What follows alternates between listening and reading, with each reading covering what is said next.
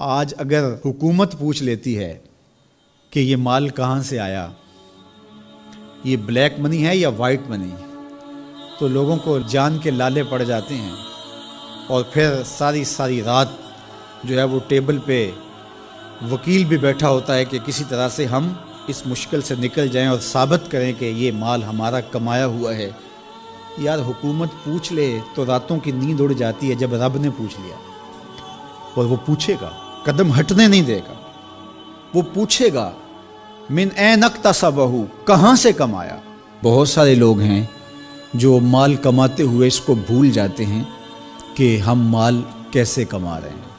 فرمایا کہ میری امت پہ ایک ایسا زمانہ آئے گا کہ لوگ اس بات کو فراموش کر دیں گے کہ جو ان کے پاس مال آ رہا ہے وہ حلال ذریعے سے آ رہا ہے یا حرام ذریعے سے آ رہا ہے۔ مال کی محبت اس قدر غالب ہو جائے گی کہ حلت اور حرمت اٹھ جائے گی، اور جب کوئی شخص اس مقام پہ پہنچ جاتا ہے، طمع اس قدر بڑھ جائے، پھر سمجھو کہ اس نے قیامت کے دن اللہ کے حضور سخت شرمندگی کا اہتمام کر لیا، سخت رسوا ہوگا اس نے۔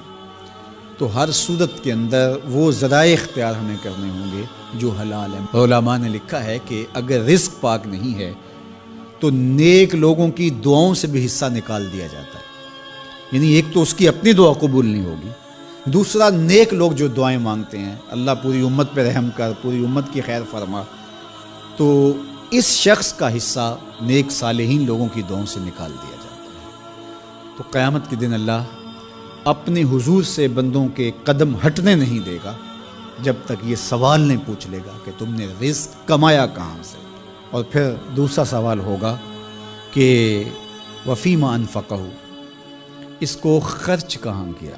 عمومی طور پہ ہم اس پہ تو زور دے دیتے ہیں کہ مال حلال ذریعے سے کمانا چاہیے، کسی سے زیادتی نہیں کرنی چاہیے، جھوٹی قسم سے مال نہیں کمانا چاہیے، کسی کو دھوکہ دے کے مال نہیں کمانا چاہیے، مال کمانے کے ذرائع اچھے ہونے چاہیے، یہ اس پر تو ہم توجہ دیتے ہیں۔ لیکن سوال یہ بھی ہوگا کہ صرف یہ مسئلہ نہیں ہے کہ تم نے کمایا کیسے، یہ بھی مسئلہ ہے کہ تم نے مال کو خرچ کہاں کیا، مصرف کیا تھے اس کے۔ فضول خرچی میں، اسراف میں تو وہ مال حلال کی کمائی تم نے ضائع تو نہیں کرتی۔ ہمارے مالک نے تو ہمیں جو مال ہے اس کو بے وقوف لوگوں کے ہاتھوں میں دینے سے منع کیا ہے۔ بچے ہیں جو مال کے مصرف کو نہیں جانتے، اس طرح گھر کی وہ خواتین جو مال کے مصرف کو اچھی طرح نہیں سمجھتی اور فضول خرچی کرتی ہیں، تو شوہر کی ذمہ داری ہے کہ وہ اخراجات کنٹرول کرے۔ یہ اس آیت کریمہ کی شرح کے اندر علماء نے لکھا کہ بے وقوفوں کو مال نہ دو، چونکہ وہ اگر غلط جگہ پہ خرچ کریں گے جہاں خرچ نہیں کرنا چاہیے تھا تو اس کا حساب آپ کو دینا پڑے گا۔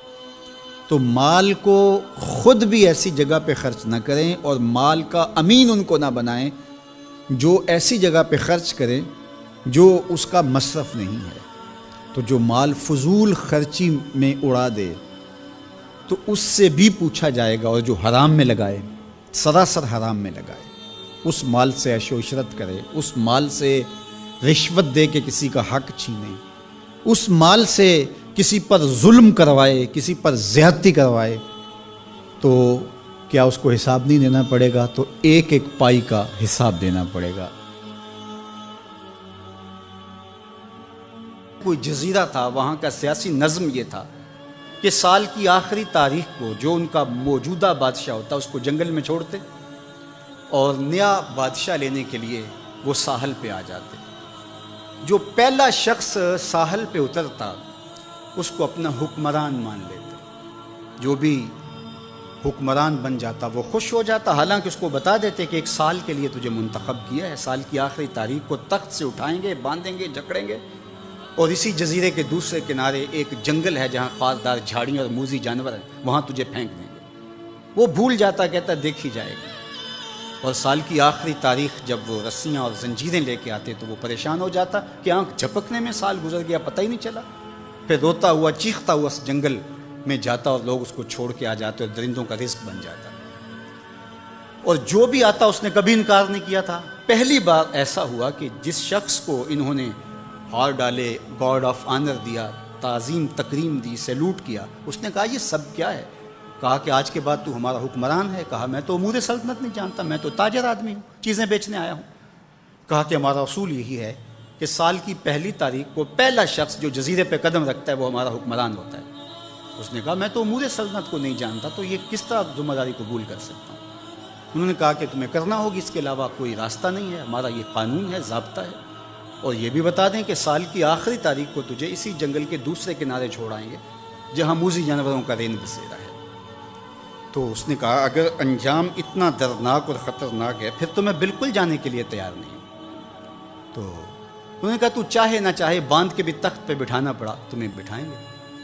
اس نے کہا اچھا مجھے یہ بتاؤ کہ سال بعد میری بات مانو گے یا نہیں؟ انہوں نے کہا کہ ہاں، قانون میں تو ترمیم نہیں کر پائے گا، لیکن یہ ہوگا کہ تیرے انتظامی حکم ہم ماننے پہ مجبور ہوں. اس نے کہا ٹھیک ہے، میں تمہارا حکمران بننے کے لیے تیار ہوں.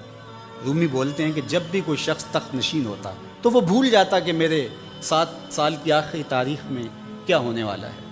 وہ عیش و عشرت کرتا اور یوں وقت گزارتا، سال کی آخری تاریخ آنکھ جھپکنے میں آ جاتی. لیکن یہ پہلا شخص تھا تخت نشین ہوتے، اس نے پہلا حکم نامہ جاری یہ کیا کہ کمانڈوز بلائے جائیں. بلائے گئے. کہا اس جنگل میں چلے جاؤ جہاں تم بادشاہوں کو پھینک کے آتے ہو اور وہاں کے موذی جانور کاٹ ڈالو. پھر بلدیہ کے ملازمین بلائے، کہا جاؤ جا کے وہاں کی جھاڑیاں کاٹو. پھر معمار بلائے، کہا جا کے وہاں محل تیار کرو.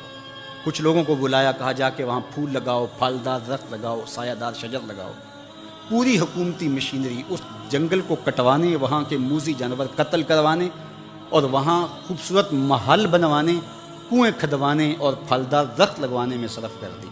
اب سال کی آخری تاریخ کو جب وہ زنجیریں لے کر آئے تو اس نے کہا کہ مجھے کیوں جکڑتے ہو، میں خود جانے کے لیے تیار ہوں. اس لیے کہ یہ اس تخت پہ آرام سے نہ بیٹھا، یہاں بیٹھ کے تیاری وہاں کی کرتا رہا جہاں اس نے جانا تھا. کافر اور فاسق دنیا کے تخت پہ عیش کرتا ہے، بھول جاتا ہے کہ میں نے کہاں جانا ہے. اور صالح مومن اس تخت پہ آرام سے نہیں بیٹھتا، جہاں جانا ہے اس کے لیے تیاری کرتا رہتا ہے.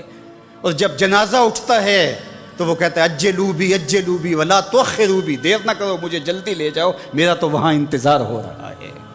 اور پھر جب وہ وہاں پہنچتا ہے تو القبر روضۃ من ریاض الجنہ، وہ جنت کے باغوں میں سے باغ بن چکی ہوتی ہے. وہ سارے تھور، ساری جھاڑیاں، ساری آگ اور وہاں کے سارے بھڑکتے ہوئے شعلے بجھا چکا ہوتا ہے اپنے اعمال کے لشکر بھیج کے. ہم نے دیکھنا ہے کہ ہم یہاں آخرت کے لیے کچھ بھیج رہے ہیں کہ یہی سب کچھ لٹا رہے ہیں.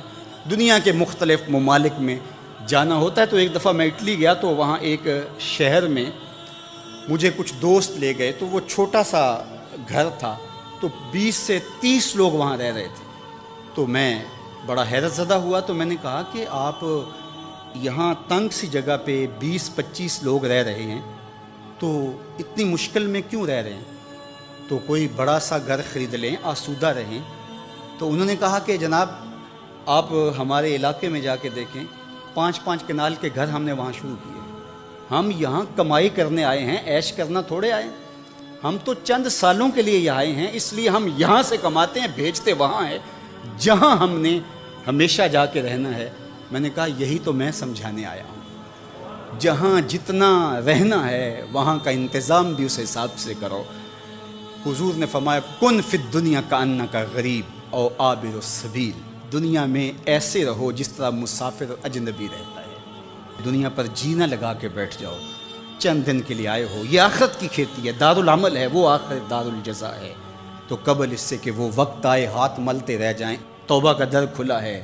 سورج ابھی مغرب سے طلوع نہیں ہوا، اللہ کی رحمتیں برس رہی ہیں. اٹھے ہوئے ہاتھ وہ موڑتا نہیں، خالی نہیں پھیرتا. تو اس کی دہلیز، اس کا در، اس کی چوکھٹ نہ چھوڑنا، اور آج غور کرنا کہ ہم کھڑے کہاں ہیں.